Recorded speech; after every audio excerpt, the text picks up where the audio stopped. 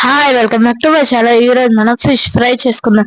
ముందు కడిగి పెట్టుకున్న ఫిష్ ని ఒక గిన్నెలోకి వేసుకొని దానిలో కొంచెం పసుపు, ఉప్పు, కారం, జింజర్ పేస్ట్ ఇంకా గరం మసాలా వేసుకొని బాగా కలుపుకోండి. ఇది ఒక గంట వరకు మ్యారినేషన్ చేసుకోండి. గంట తర్వాత దీనిలో ఒక గుడ్డు కొట్టుకొని దీన్ని బాగా కలపండి. ఈ లోపల ప్యాన్ లో కొంచెం ఆయిల్ వేసుకొని ఒక్కొక్కటిగా తీసుకొని వేసుకోండి. వీటిని రెడ్ కలర్ లో ఫ్రై అవ్వాలి. ఇవి వెనక ఎక్కడన్నా మాడిపోతే అసలు టేస్టే బాగోదు. రెడ్ కలర్ లోకి ఫ్రై అయిన తర్వాత వీటిని ప్లేట్ లోకి తీసుకోండి.